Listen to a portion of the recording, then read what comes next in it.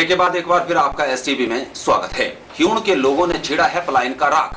क्यों लोग ह्यूण से पलायन की बात कर रहे हैं, इस पर भी बात करेंगे, लेकिन पहले आपको वो ताजा तस्वीरें दिखाते हैं जो बीती बरसात में मिले जख्मों को आज भी ताजा ही रखे हुए हैं।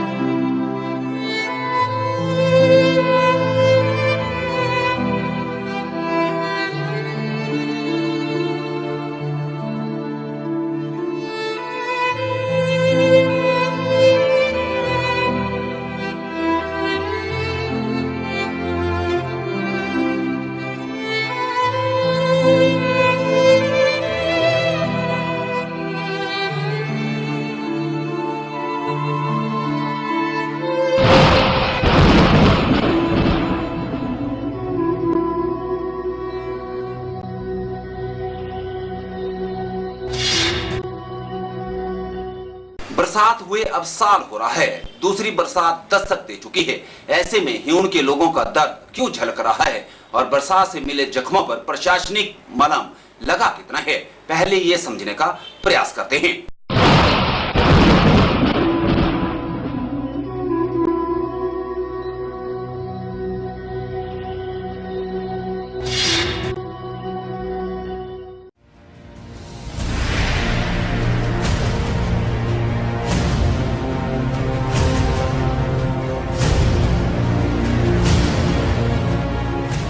ह्यूण को बरसात ने दिए जख्म।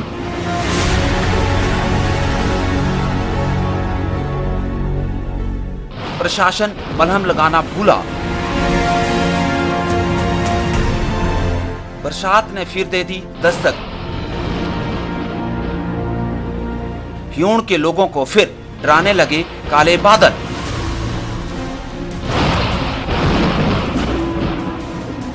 एक साल पहले बरसात के कहर से बर्बाद हुए ह्यूण पर फिर से मंडराया खतरा। पुनर्वास की आस लिए लोग अब फिर से खौफजदा।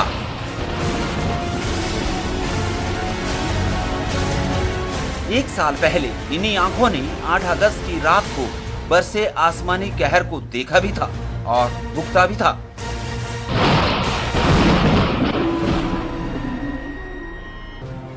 इस कहर के बाद सरकारी अमला सरकारी मशीनरी लेकर ह्यूण में जीवन को बचाने के लिए भी पहुंचा और फौरी राहत के साथ साथ दर्जनों फुट मलबे को भी इधर उधर कर दिया। बरसात ने कहर बरपाया था तो प्रशासन ने लोगों को पुनर्वास का आश्वासन भी दिया, लेकिन एक साल के बाद फिर बरसात आ रही है। पुनर्वास के आश्वासन जब पूरे नहीं हुए तो बूढ़े माथे पर चिंता की लकीरें भी उभर आईं।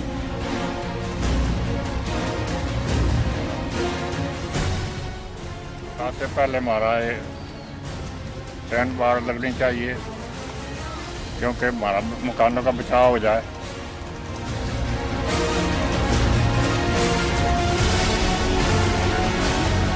धर्मपुर विधानसभा का हिस्सा ये ह्यूण गांव है। इस विधानसभा से महेंद्र सिंह ठाकुर को लोगों ने विधायक चुना है। बरसाती कहर के बाद संवेदनाएं व्यक्त करने के लिए विधायक महेंद्र सिंह भी ह्यूण तक आए।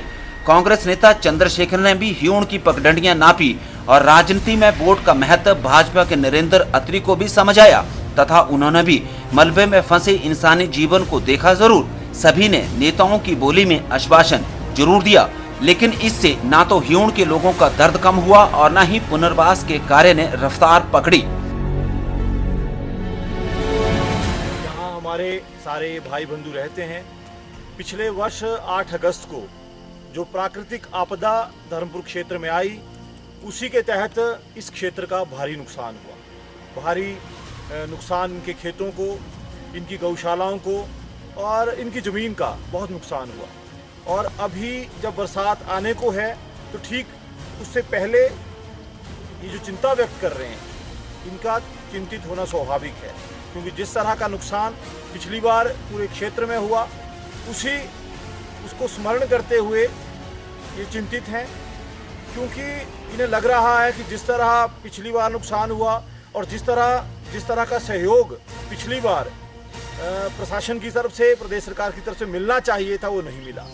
इनके घर असुरक्षित हैं, छोटे छोटे बच्चे इनके आप सारे देख रहे हैं। यहाँ सड़कों की हालत यहाँ देख रहे हैं, पिछले वर्ष का जो बादल फटने से जो मलबा इस क्षेत्र में है वो आप देख रहे हैं।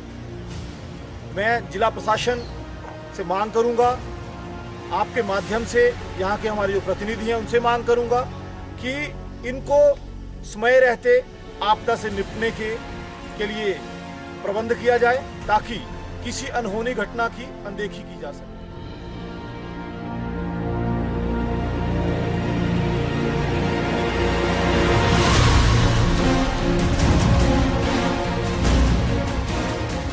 ह्यूण में बारिश ने जब कहर बरपाया तो पहाड़ भी दरका, खेत भी बर्बाद हुआ और पशुशाला भी जमींदोज हो गई। बरसात की चाल और रफ्तार में इंसान का जीवन तो बच गया था, लेकिन फिर जीवन को ढर्रे पर लाने के लिए हो रहा संघर्ष ही ढर्रा बन गया।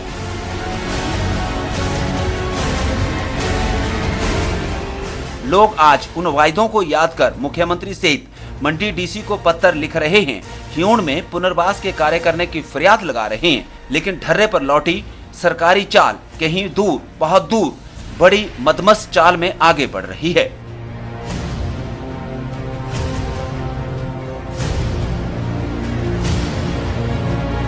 गौशाला वगैरह हो गए तो बड़े मुश्किल से फिर कुछ नरेगे में कढ़ाया, कुछ वसील से कढ़ाया थोड़ा, और बाकी ऐसा ही पड़ा हुआ सारा। बताया सबको, मिला कुछ नहीं हमारे को, कोई गली ना यहाँ आया ना मिला कुछ। अब मांग यही है कि हमारा ये मटेरियल चुकना चाहिए, बाकी ट्रेन बाढ़ लगनी चाहिए, क्योंकि हमारे मकान बच जाए।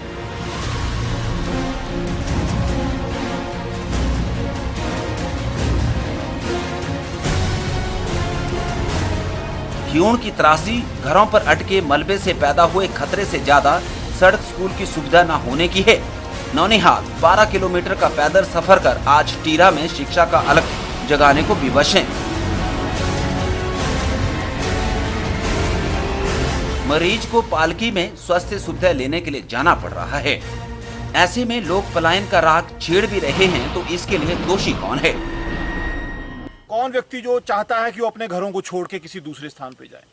बहुत पीड़ादायक होता है, बहुत दुखद होता है। कोई भी व्यक्ति अपने गांव को, अपने घर को छोड़ना नहीं चाहता, पर जब जान पे बनाती है तो व्यक्ति कुछ भी सोचने लगता है। शायद इसी भय से कि आपदा का नुकसान इनके परिवार को, इनके परिवार के सदस्यों को, इनके परिवार के बच्चों को ना हो, इसी भावना को अपने मन में रखते हुए जिला प्रशासन से मांग कर रहे हैं कि इनको यहाँ से कहीं और स्थानांतरित कर दिया जाए, ताकि इनका जीवन सुरक्षित रहे।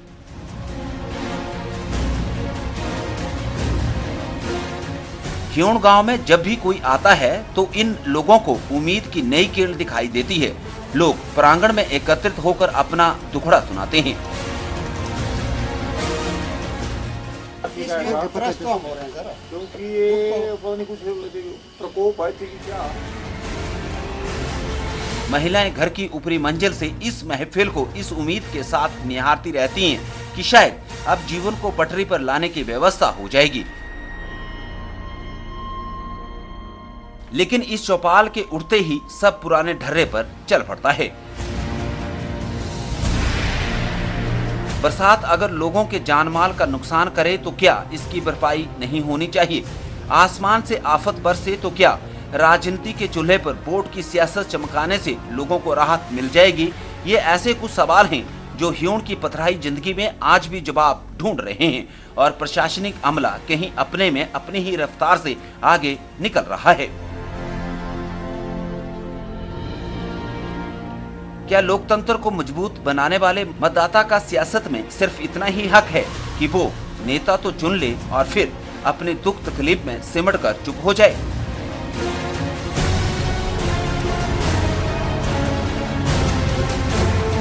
ह्यूण से एसटीवी के लिए दिनेश की रिपोर्ट।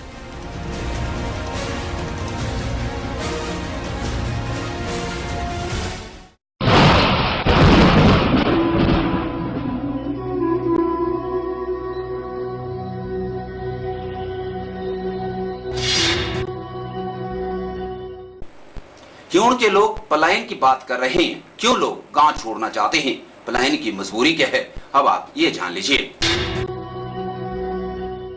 8 अगस्त 2015 को हमारी बस्ती में बादल फटा है। इतना बड़ा बाढ़ आई है, मकानों में, घरों में, गौशालों में पानी भरा है, जमीन खेत खड़ बन चुके हैं। उनकी सावधानी तो आज तक प्रशासन ने हमें कुछ भी नहीं किया। तो मैं चाहता हूं कि जो प्रशासन हमारी सुनवाई करे ताकि हम आगे के लिए अपने बच्चों को, अपने ज़मीन को सुरक्षित रख सकें। समस्या पे जी, बरसात बादल फटने से जो भारी बलवा पर से गिरा वो हमारी पूरी बस्ती में, हमारे खेतों में, हमारी ज़मीन में पहुंच गया, जिससे हमारे खेत खड़ बन गए, पशुशालाएँ खड़ बन गई। उस समस्या को हम बताने जा रहे हैं। भैया हमारे को कुछ मिलना चाहिए, रहा है मकान बचने चाहिए, ज़मीन बचनी चाहिए। छोटे छोटे बच्चे हैं, इनकी तरफ स्कूल की तंगी है, टीरा जाने की बड़ी समस्या है, रोड कोई नहीं है। जो रोड 40-45 साल से चल रहा था वो बंद किया गया, पनारगढ़ से संदौड़ तक वो बंद है और बच्चे 12 किलोमीटर जाना पड़ता है पैदल। ये समस्या है हमारी। यहाँ की स्थिति बहुत गंभीर स्थिति बनी हुई है। ये बच्चों के चेहरे सहमे हुए, 12 किलोमीटर इनको स्कूल पैदल जाना पड़ता है। प्रशासन की तरफ से इनको कोई राहत नहीं मिली है। 1 साल होने को हो गया है और दूसरी बरसात सर के ऊपर है, लेकिन प्रशासन ने इनकी ओर कोई ध्यान नहीं दिया है।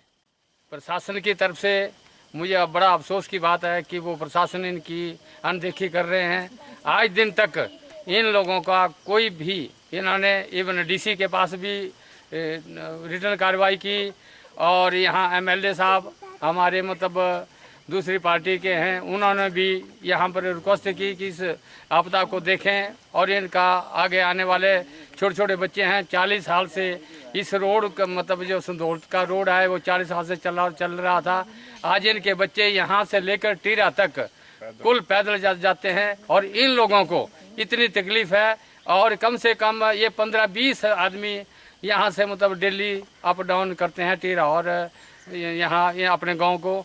तो मेरे यही महोदय से विनती है कि कम से कम इनको बरसात आने से पहले या तो इनको यहाँ से शिफ्ट किया जाए, या तो इनका बंदोबस्त किया जाए, या तो यहाँ रिटेन बहाल दी जाए। और आगे तो साहब जितने भी यहाँ पर आते हैं वो सब मतलब ऐसे ही मतलब जवाब दे देते हैं और मतलब होना कुछ नहीं है। अभी 1.5 लाख डीसी साहब ने दिया था, उसका काम देखें तो आज देख रहे हैं कि कितना बड़ा काम हुआ है।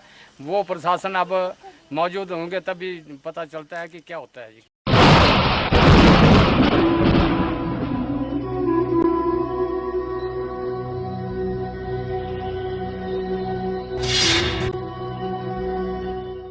ह्यूण गांव के लोग पलायन की बात करते हैं और इधर बरसात से निपटने का इंतजाम मंडी प्रशासन कर रहा है।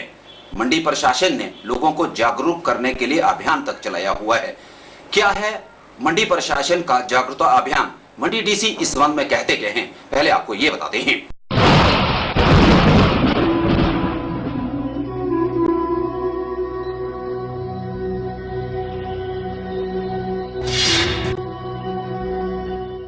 वर्षा ऋतु की शुरुआत हो रही है।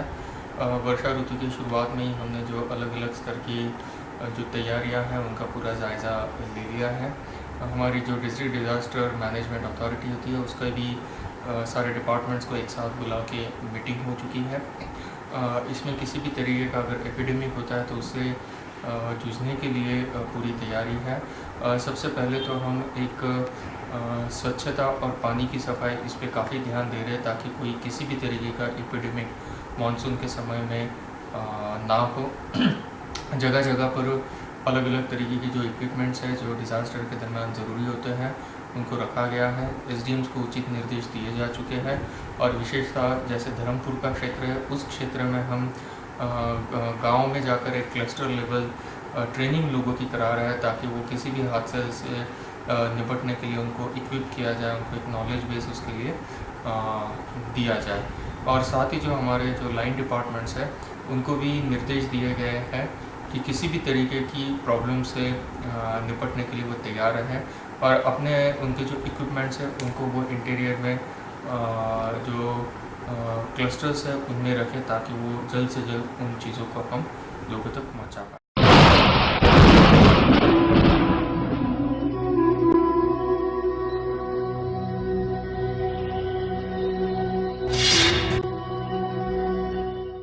हिउण गांव के लोगों को बरसात ने कल भी जख्म दिए थे और आज भी लोग इन्हीं जख्मों को देख पलायन का राग आलाप रहे हैं। क्या पलायन ही अंतिम विकल्प हो सकता है? क्या सरकारी अमले ने लोगों के पुनर्वास का कार्य लोगों की भावनाओं के अनुरूप किया है?